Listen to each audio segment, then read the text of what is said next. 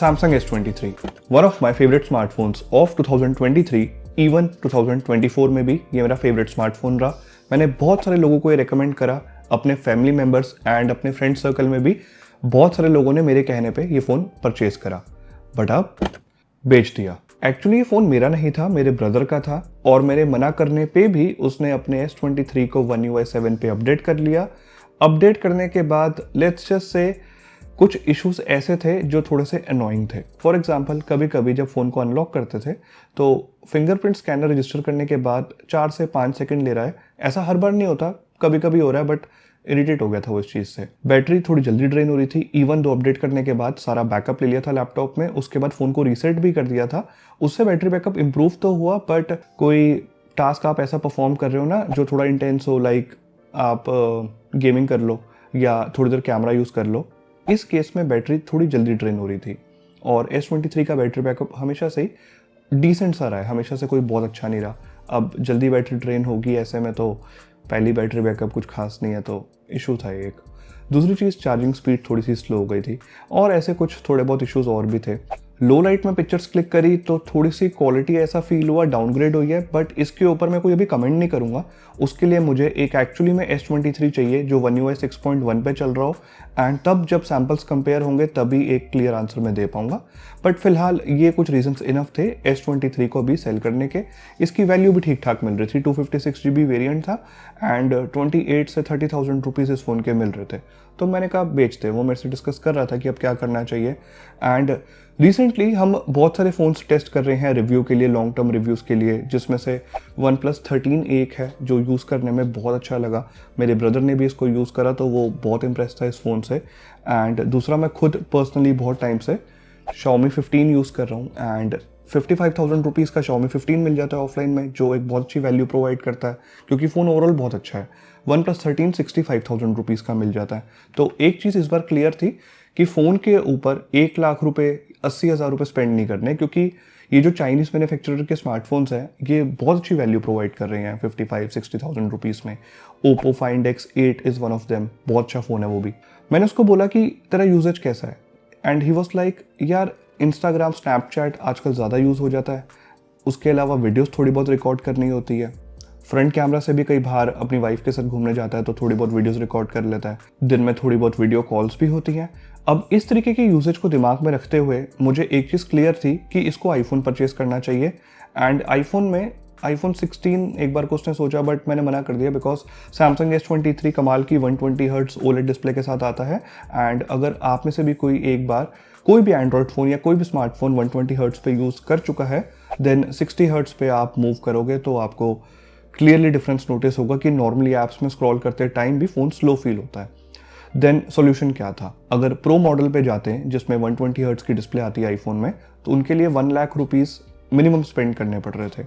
अगर international unit भी purchase करते हैं तो वो 1,05,000 रुपीज़ के राउंड कॉस्ट कर रहा था। I am talking about iPhone 16 Pro 256 GB।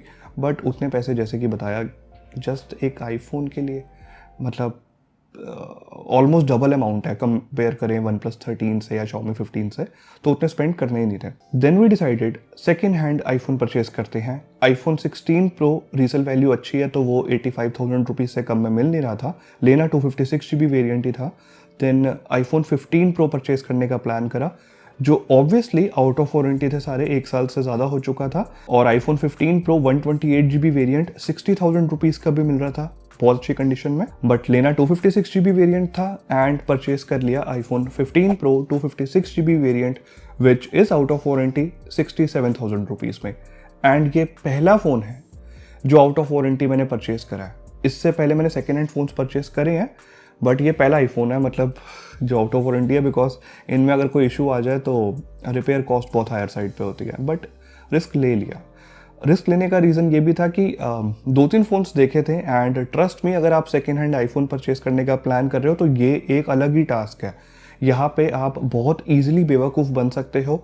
Display replaced हो सकती है, बैटरी रिप्लेस्ड हो सकती है, फ़ोन पूरा रिपेयर हो सकता है, मतलब बहुत सारे इश्यूज़ के साथ आपको डील करना पड़ेगा एंड तब जाके शायद एक अच्छा सेकेंड हैंड आईफोन मिले। तो इट्स बेटर अगर किसी नोन में डीलर को जानते हो जो सेकेंड हैंड स्मार्टफोन्स में डील करता है, उस केस में आईफोन 15 प्रो आप सेकेंड हैंड परचेज कर सकते हो। एंड 2025 में ये फ़ोन कैसा परफॉर्म कर रहा है वो मैं आपको बताता हूँ। जस्ट लाइक आईफोन 16 प्रो, इसमें भी साइड में एक एक्शन बटन दे दिया है जिसको आप कस्टमाइज़ कर सकते हो अपनी प्रेफरेंस के अकॉर्डिंग।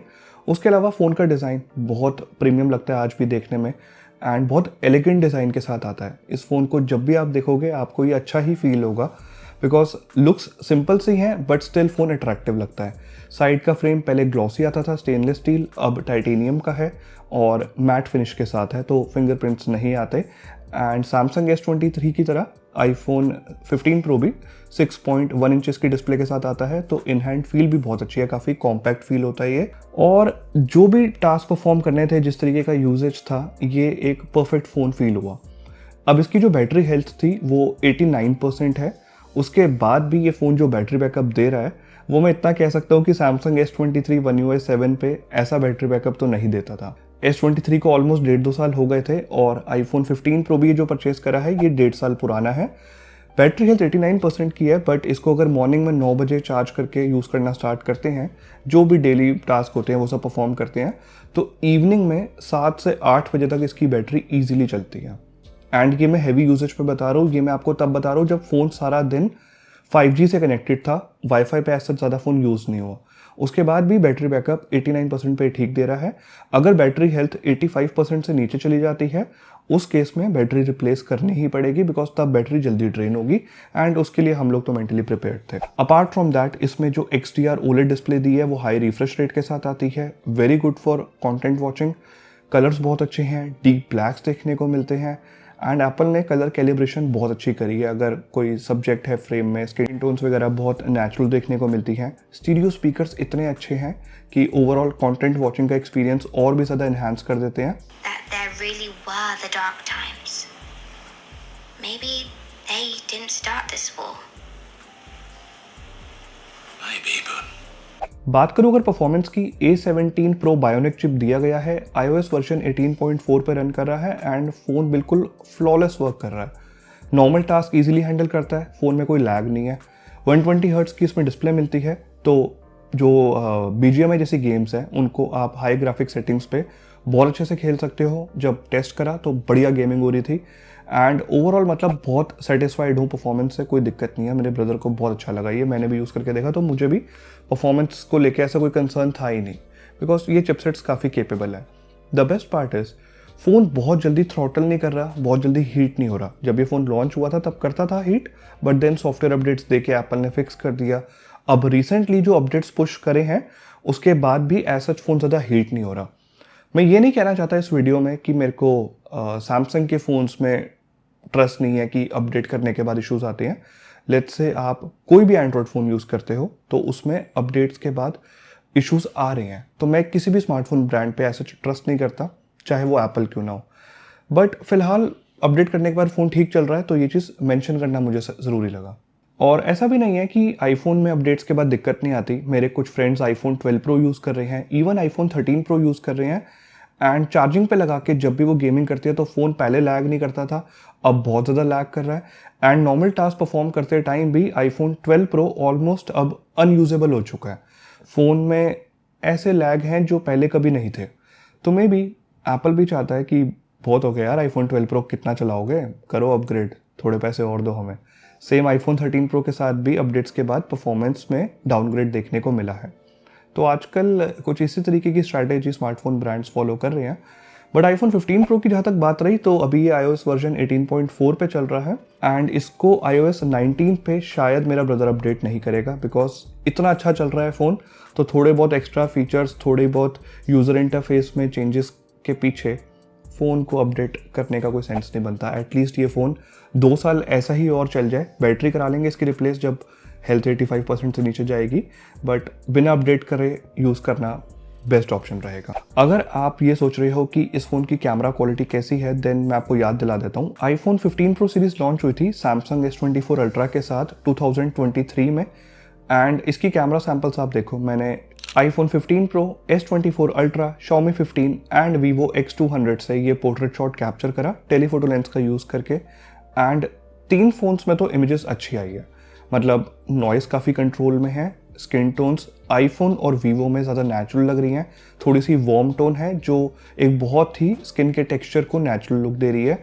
डिटेल्स भी वीवो में एंड Xiaomi में, इवन आईफोन में भी ठीक है, थोड़ी सी और बेटर हो सकती थी बट ठीक है। बहुत इस टाइम पे जो मैंने इमेज कैप्चर करी ना, बहुत ही एक तरह से एक्सट्रीम लो लाइटिंग थी एंड बैकग्राउंड में कुछ लाइट्स ऑन थी फ्रेम में, तो हाईलाइट्स को, लाइट्स पे जो एक्सपोजर है वहाँ पे आईफोन एंड वीवो ने बहुत ही अच्छा परफॉर्म करा है, लाइट्स को भी अच्छे से कंट्रोल करा। Then bokeh effect natural side पे देखने को मिला। Xiaomi की इमेज भी अच्छी है, नॉइज़ बहुत कम है, डिटेल सफिशिएंट है, but for some reason Samsung S24 Ultra में नॉइज़ ज़्यादा है एंड थोड़ी सी डिटेल्स भी और बेटर हो सकती थी। One UI 7 पे अपडेट करने के बाद S24 अल्ट्रा से ये इमेज कैप्चर करी है। इमेज थोड़ी सी हेजी भी है, कलर्स भी उतने नेचुरल नहीं आए जितने मैंने एक्सपेक्ट किए थे। बट अगर ह्यूमन सब्जेक्ट की बात ना करें, नॉर्मली आप प्राइमरी सेंसर से इमेजेस कैप्चर करोगे, जैसे कि इस सैम्पल शॉट को आप देखोगे। S24 अल्ट्रा ने भी एक अच्छी इमेज कैप्चर करी है। हाँ, थोड़ी सी नॉइस है, अपार्ट फ्रॉम दैट डिटेल्स चारों इमेजेस में सफिशिएंट है, बहुत माइनर सा कलर कॉन्ट्रास्ट में डिफरेंस है। बट द पॉइंट इज कि अब 50,000 रुपीज़ 60,000 रुपीज़ के फ़ोन्स भी बहुत अच्छी इमेजेस कैप्चर कर लेते हैं एंड ये जो S24 अल्ट्रा सेल में 85,000 रुपीज़ का मिल रहा है, आप आईफोन्स परचेज करते हो 1-1 लाख रुपए के, कहीं ना कहीं इनको अपने कैमरा सेंसर्स को अपग्रेड करने की ज़रूरत है, थोड़ा सा इमेज प्रोसेसिंग पे भी ध्यान देने की ज़रूरत है। I am not saying camera quality बुरी है, इट्स जस्ट 55-60 हज़ार के फ़ोन भी उस लेवल की इमेजेस कैप्चर कर लेते हैं।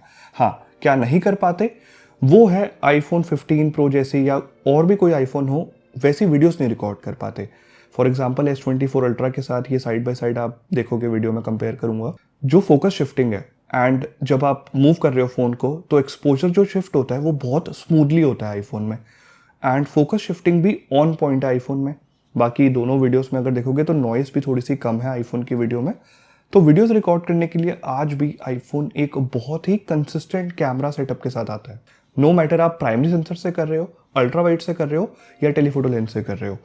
एंड अगर मैं फ्रंट कैमरा की वीडियोस की बात करूं, वो भी आईफोन्स बहुत अच्छे रिकॉर्ड कर लेते हैं। आई मीन Xiaomi 15 और OnePlus 13 जैसे फ़ोन्स, जब बात आती है फ्रंट कैमरा से वीडियोस रिकॉर्ड करने की, तो वो थोड़ा डिसअपॉइंट ही करते हैं, उतनी अच्छी क्वालिटी नहीं दे पाते। और S24 अल्ट्रा Xiaomi और OnePlus से थोड़ी सी बेटर कर लेता है रिकॉर्ड, बट आईफोन की बात ही अलग है वीडियोस रिकॉर्ड करने के लिए। I mean it's one of the best smartphone. Let me know in the comments, अगर आप एक सेकेंड हैंड आईफोन परचेस करने का प्लान कर रहे हो तो कौन सा मॉडल कंसिडर कर रहे हो। मेरा एक सजेशन है, आईफोन 14 प्रो को इग्नोर कर देना। 13 प्रो और 12 प्रो तो मैं आपको रेकमेंड भी नहीं करूंगा। 14 प्रो को रेकमेंड बस इसलिए नहीं कर रहा बिकॉज आईफोन 15 प्रो काफ़ी बेटर बैटरी बैकअप देता है कंपेयर टू आईफोन 14 प्रो। तो थोड़ा बजट स्ट्रेच करना, बट आईफोन 15 प्रो पे जाना। और अगर आईफोन 16 प्रो भी आपका बजट अलाउ करे, ठीक प्राइस पे मिल जाए, इवन दो आज की रेट में 80-85,000 रुपीज़ स्पेंड करना थोड़ा सा जस्टिफाई नहीं कर पा रहा इन फोन्स का, बट उसको भी आप एक बार को कंसिडर कर सकते हो।